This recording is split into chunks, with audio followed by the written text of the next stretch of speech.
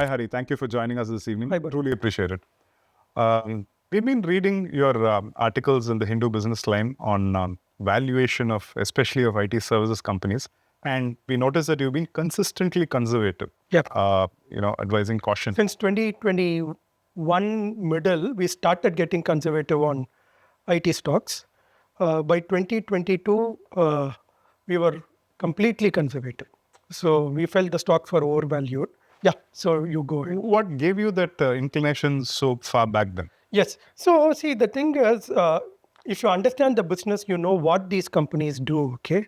And these are medium growth companies. So what happened during the COVID digitalization boom in 2020 and 2021 was there were a spurt of orders. The revenue growth was quite significant. But if you'd followed the industry for the last 15 years or so, you would have been able to assess that this can't sustain. See, because the growth of the IT companies depends on the growth of their clients, okay? So the growth of the clients depends on their GDP growth. IT industry, the Indian IT services industry is a global growth story. Okay, it is not an India growth story. If I'm going to bet on an India infrastructure stock, I have an India specific story to sell. But when you're talking about IT services company, you're talking about a global story. The global GDP growth is modest. All right, it's not going to suddenly go to 7% or 8%. It's anywhere between 1 to 3%. And when that is the GDP growth of the world, the IT companies can only marginally outperform that, okay? So they can marginally out. So what I said was the real GDP of the global economy, let's say it's been between 1 to 3%. The nominal would be few percentage points above. IT companies' growth can match that in dollar terms or modestly exceed that. But what was coming in, but the stocks were trading like high growth companies. The stocks were trading like 15 to 20% constant currency growth would sustain for a foreseeable future, or at least a double-digit constant currency growth would sustain.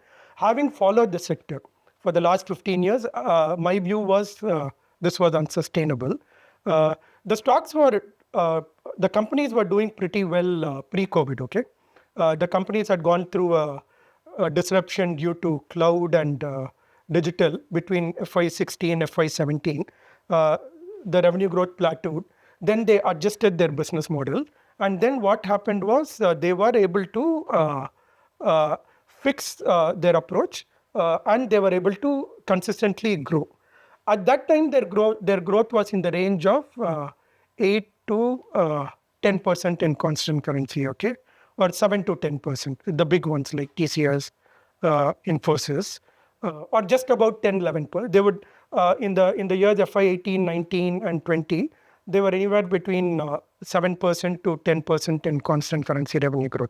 So that is the norm that you can expect from IT services companies. So when that is the growth, and you can't have margin improvement because it's a highly competitive industry, the best you can get is the pre-COVID valuation. The stocks pre-COVID, just before COVID came and struck all of us and locked down the global economy, the companies were trading at a P. Infosys used to trade at a trailing P of 17, 18 times or 20 times. TCS used to trade at a trailing P of 24 times. Price to earnings ratio. Price to earnings. Forward P used to be Infosys at 18 times, TCS at around 22 times, okay? Then they went to 30, 35. I mean, that's appeared absurd to me. When that happened in 21, 22, we got fully cautious on the stocks. So I'm sorry to interrupt. What is the thumbnail? So 20. So some I've heard some people say 20 is ideal. So what has led to that being the thumb rule for the? See, okay, fine. See, at the end of the day, the best way to value stocks is based on discounted cash flow. Like Warren Buffett says, the most important way to arrive at the value of a stock is its intrinsic value. He also says it's the most difficult to estimate. It's the most important but most difficult. So we can kind of debate around it, okay? So we can debate whether it should be 18p, 22p, 24p. But when it goes to 30, 35p, it is absurd. Okay, you know this can't sustain, you know this is a bubble valuation. Now I'll tell you why it went to 30, 35 times. and what those who are bullish on the sector missed out. Okay, so what happened after COVID was global. There was a massive liquidity gush from central banks across the world. Okay, so the long-term bond yields came down to anywhere between 0 to 1.5% in countries like US, UK, and Europe, etc. The long-term bond yields is deemed as the risk-free rate, the 10-year treasury yield. Okay, in the US it was at 1%. In Europe it was below 1%. In fact, German 10-year treasury yields were negative. So when you get negative yields or 1%, even a 35 PE stock is not expensive. Okay, let's for a simple mathematical example, let's say a stock trades at 50. Okay, uh, the earnings yield of the stock is 1 by PE. Okay, so 1 by PE as a percentage is 2%. I'm getting, let's say, and the company distributes it as a dividend, I'm getting 2% versus a 1% on my government bond. And then let me tell you the other point. The earnings of the company is going to increase. So my 2% that I get this year will be 2.2% next year, 2.5% 2 years down the line, assuming the companies are able to grow their earnings consistently year after year. So that was the logic why some people were justifying these valuations. But if you follow economies, you know that low bond yields will not sustain forever. Today, the US bond yields are 4%. What was 1% before is 4% today. German bond yields are close to 3%, okay? 10-year bond yields. It was negative. So now you'll have to see I get 3% in a risk-free rate. Why should I buy a software stock at 30 times PE, which is 3.3% earnings yield, okay? Stocks are risky than bonds. That's the logic. So these are factors because of which we got cautious. So I have a question about your reference to GDP growth in Western economy. Yeah. This has always been the case. Because of their large size, their growth rates have been historically lower than, say, emerging economies. Yes. And Indian IT services have been dominantly focused on the US and maybe to some extent Europe. But probably, and I'm guessing here, and I want you to say whether this is accurate, is because our pricing was never ground up. It was always compared to what somebody who's locally based in the US could command, and we were cheaper than that. The cost arbitrage played out for quite a long while. Yeah. So that helped us grow. But are you saying that the headroom for that had stopped, or factors not related to projects or availability of business, such as visas and then a lot of protectionism coming in? No, all that has impacted. No. I think visas and all haven't been really a great, obstacle. If at all anything, it might increase your costs a little bit. The problem is, now there is a AI disruption. Okay. Earlier, there was a reset to the norm after the COVID digitalization. Again, all right, you can't, for the size and scale of TCS and Infosys, you can't keep growing at 15-20%. There's something called the law of large numbers. Like Warren Buffett says, in a finite world, high growth must self-destruct. Okay, so the bigger you are, your growth will taper unless there is a new growth engine. Like Amazon has continued to grow. Okay, so like Amazon. But if you actually see the last 10 years, much of Amazon's growth has come from cloud business, e-commerce. So you need other engines of growth to drive your growth.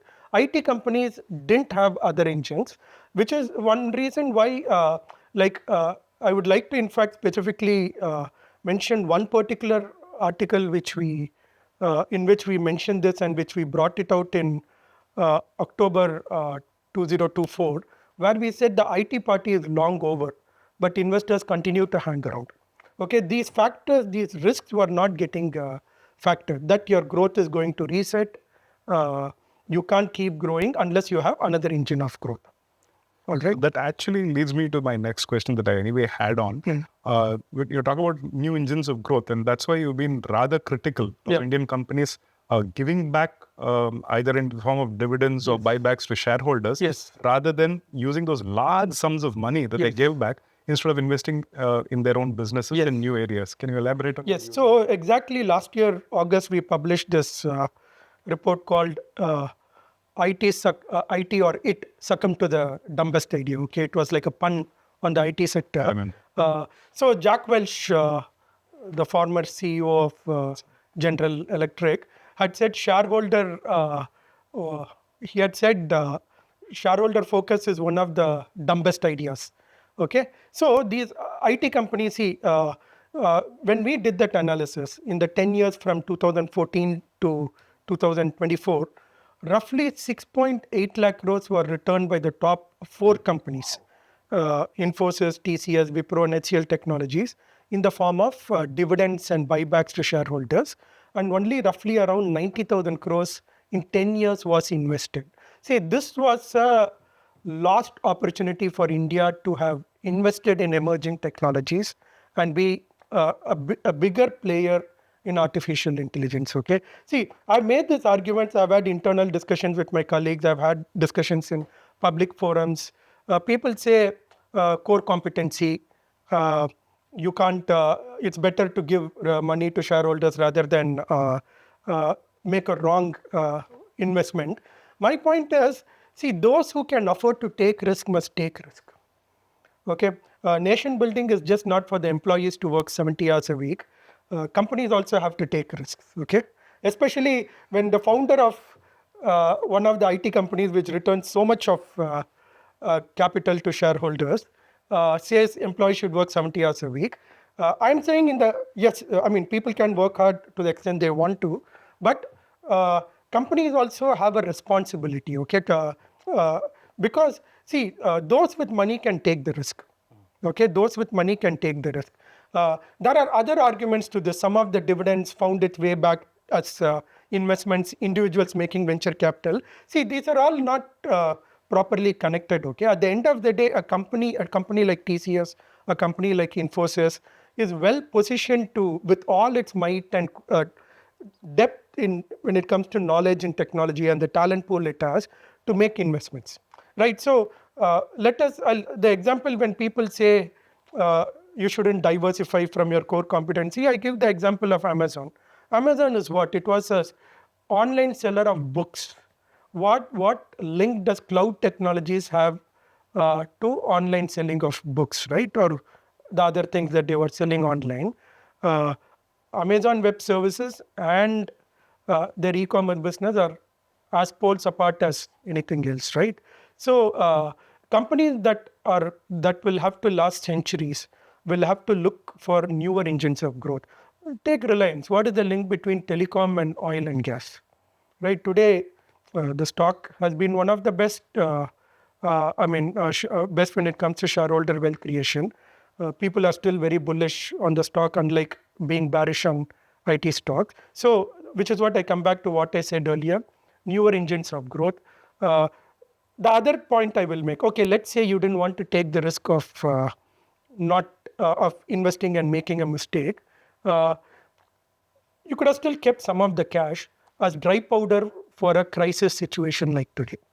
All right, because today then you could have made massive investments in artificial intelligence or anything else where you think you can get in and make a difference for all your stakeholders, shareholders, employees, society, etc.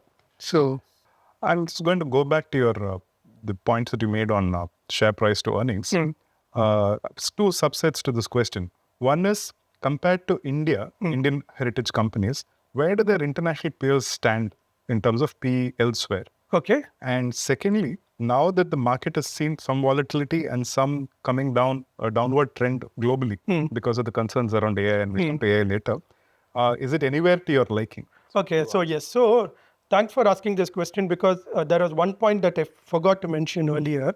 So one more reason why we were conservative and we were confident about uh, our view that IT stocks valuation will not sustain. Uh, as I said, IT stocks are a global story. They're not an India-specific story, and you have global peers. The best benchmark is Accenture. Okay, Accenture is the largest IT services and consulting company. Pre-COVID, Accenture used to always trade at a premium to Indian IT services. All right. Towards the end, just before COVID struck, uh, uh, TCS and Accenture PEs were matching. Okay, they were matching. Like they used to be like 24 trailing PE and roughly 22 forward PE. So that was pre-COVID. After COVID, and then we had a big euphoria in stock markets, especially IT stocks. Indian stocks started go, getting a premium to global IT stocks like Accenture. So this made it even more unattractive from a foreign portfolio investor. So what was working against Indian IT stocks? Okay, so the premium went up one because yes, we had FPI flows for a pretty strong FPI flows post COVID because the hunger for yields, like that is what macro investors call it. The global hunger for yields because 1% you get 0 or 1% interest-free rates. You chase yields. Okay, you're hungry. So these Indian IT companies, they were quality companies giving you 2 to 3% or 4% earnings yield. Then, of course, as the PE went up, the earnings yield kept decreasing. So Indian FMCG stocks. So there were all these stocks were satiating some of this hunger for yields. Okay. Now for the IT stocks, what happened was they got impacted by one, the global bond yields going up, making them less attractive versus risk-free rate, their earlier valuations. And then the second thing is they were trading at a premium to Accenture. Now, let's say if I'm a global investor, uh, should I invest in Accenture or TCS? Both are growing very similarly. TCS has better margins than Accenture, but Accenture has significantly more uh, revenues than TCS, and it has a significantly larger consulting business, okay, which is high value, okay. So now which one do I go for? A global investor logically would choose Accenture. So these kind of factors started coming in, which was one view that we were sure that the valuations would compress. Okay, so if you're talking about an India-specific story, an India-specific airport business, I can give you a story and justify any valuation depending on the growth. That is incomparable with another country, okay? Because it's an India-specific demographic growth story, all right? Not the case with TCS, Infosys, etc. So they were trading at a premium to global benchmarks. They still trade, but they've been falling in tandem. So today, Accenture trades at a trailing PE of, as of close yesterday, Accenture trades at a trailing PE of around 16.5 times. In TCS, Infosys are at around 20 times. So the premium has only widened. So to your question on has the valuation come to where what I would call as risk reward is attractive, should an investor go for it? I don't think so. I'm not for it, and I'll tell you why. 120 is still expensive. Okay, 20 is still expensive, and it is not cheap compared to pre-COVID. Okay, Infosys used to trade a trailing P of 18 times in December 2019, January 2020. Today it's about that, and today their growth is appalling. Their growth, the last 3-year revenue CAGR is 3%. They were growing, as I told you earlier, in constant currency terms, they were growing anywhere between 7 to 10%. Okay, so growth is very bad. Uncertainty is huge. What is going to be the AI disruption? I mean, nobody can clearly point out. I think anyone can make a prediction, and nobody has a clue how this disruption is going to play out. When a less severe disruption happened, which was in FY16, FY17, when the digital cloud disruption upended the legacy business of IT services companies, when the revenues slowed down sharply, but then they successfully adapted and they recovered well by FY18. The stocks had bottomed out at a P of, the top 4 IT stocks had bottomed out at a P of around anywhere between 14 to 16 times, okay? So now they are at 20 and above. So I wouldn't treat the risk reward as attractive when the AI disruption is probably the most severe disruption these companies are facing in their in their existence so far. Before I come to this issue of AI threatening, being an existential threat for many of our companies, or at least perceived to be so, I want to refer to an article that a colleague of yours has written. You probably guided him into this, where he compared how the valuations of IT stocks globally have Yes. fallen. Yes. And one line I read, and correct me if I'm wrong, that the value that had been added since 2002 had been almost erased in a matter of Yes, months. on a relative basis. We published it last Sunday. So there is this ETF called IGV, with the ticker as IGV in the US, which is an ETF of software stocks. Okay, so we had this tech .com bubble that went up to 2000. Tech stocks significantly outperformed. Then they got massacred. All right, while the S&P 500 fell around, I think roughly close to anywhere between 55 to 60% when the dot-com bubble burst from peak to bottom. The Nasdaq fell by 83 or 87%. One of these numbers, okay? It fell so much. So you can see, so and software stocks were the bellwethers in the Nasdaq index. Of course, there are a few equipment companies like Cisco, Nortel, Alcatel, Lucent, etc. But software was a big cluster in that index. So it fell well above 80%, and they got routed. So the dot-com bubble, which burst, bottomed out in 2002. So we did an analysis from the bottom, how software sector outperformed the Nasdaq and S&P 500. Okay, so this was a golden period for global technology, 2003 to uh, uh, 20 or till 22, especially because 2003 to 7 was one of the best periods for global growth after World War II. Okay, although it was a bubble, but the global growth accelerated substantially. All right, so it was a great phase. I mean, I graduated from my B school in that period, and in India was growing so well. We were benefiting from a global growth. Of course, we had our country-specific growth factors also. It is like you could demand, you would be out looking for a job and you'll have 3 jobs in a couple of days, okay? So that was how good 2006-7 war for a global growth, okay? India, global, etc. So this was a boon for software companies because the internet team that was actually thought would play out in 2001, 2, etc. started playing out from 2004. And this was good for software. All right. So the software stocks did very well. Then you had global financial crisis. Then you had zero interest rates. This again was a boon for internet and software companies because zero interest rates meant businesses could spend more, okay, on to grow their business because your cost of borrowing was low. Emerging software companies could get venture funding easily. Again, the hunger for yields, 0% in risk-free rate. So venture capital was aplenty. Some of the best companies got funded. Software companies got funded during that time. They got listed and they were very successful. So it was a golden period for software stocks from 2003 till couple of years back, till the AI bubble. I mean, sorry, the AI disruption. We don't know whether it's we don't know what kind of a bubble or how meaningful the disruption is. So let me correct myself. So the AI disruption, okay.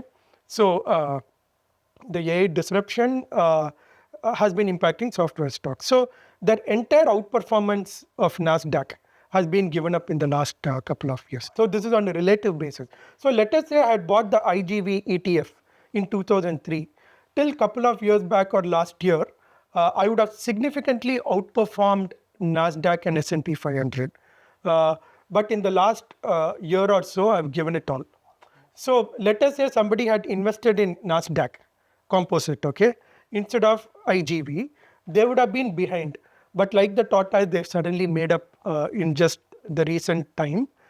So that is one thing. The other thing I want to bring out here is how semiconductor stocks have performed. So there is this index called SOX, SOXX, which is an ETF for semiconductor stocks. The funny thing is, see, software always used to get premium valuation over semiconductor because software is always a growth story. During down cycles, they were defensives. Okay, they could always, they could still command a premium in the market, because they were defensive. Semiconductor is highly cyclical. It's a boom bust industry. Okay, so there is demand for chips.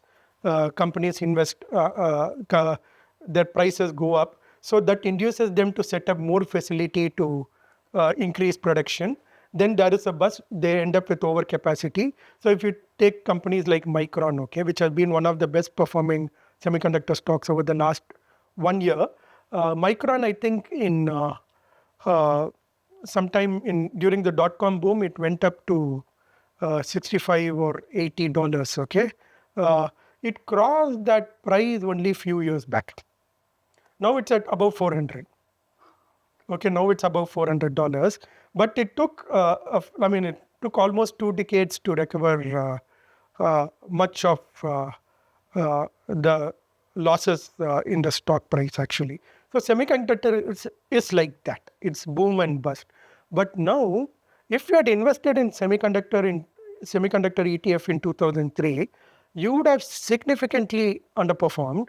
But in the last 4 5 years, you would have skyrocketed to best performance. You beat software, you beat Nasdaq Composite. So it's been quite an interesting play of sectors in the last few years. That's what artificial intelligence has done. So this is what we brought out. We wanted to highlight what has happened. So, final question: what seems to be the holy grail of human endeavor, artificial intelligence. So, there's a lot of excitement. Obviously, it's increasing the productivity for people across sectors. There's no denying it. We've seen it in our own jobs, helping us do more with less resources. And I know neither of us may be qualified to comment on where it will go. Like you said, nobody knows whether it's structural change or it could be a bubble. Only time will tell. But if you have, obviously the interest in the IT industry or lack thereof is because it's a reflection of the development of AI as a factor. And if you have to advise, our readers on valuations, if this AI developments were to reflect on valuations, what would you think of AI? Where is it heading now? Again, would you go ultra cautious? Where would you? I think it's a time to be ultra cautious. Here, I would like to bring viewers' attention to one article we published on February 8. Lesson for AI investors. Lesson for IT investors from AI's iPhone movement. Okay, so I used to work I started my career as an analyst for a US hedge fund in 2007. So I was handed telecom portfolio to cover at that time. My first job after my post graduation. So I used to research on technology stocks listed in the US telecom stocks. Okay, so the handset stocks were part of that cluster. So Nokia, BlackBerry, these were the mega caps of that time. Okay, Nokia in 2007 was a $150 billion company, primarily handset business. Okay, they had equipment business, but that wasn't as significant to its value as the handset business because smartphones and telecommunication was booming, wireless technology at that time. BlackBerry at that time it was called Research in Motion. It was a $100 billion company. Okay, so these were some of the largest companies by market cap, most hot companies, you could say, in terms of investor fascination and all that. Steve Jobs first unveiled the iPhone in January 2007.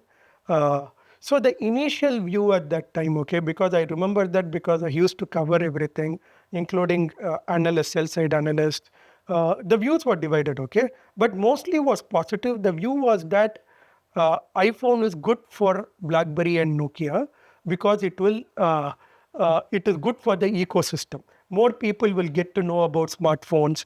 iPhone was originally launched as an exclusive to AT&T.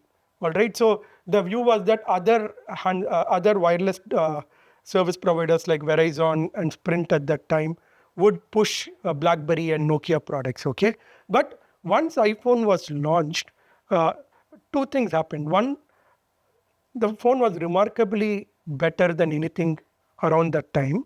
So the other thing that happened was the developer ecosystem was focused on iPhone.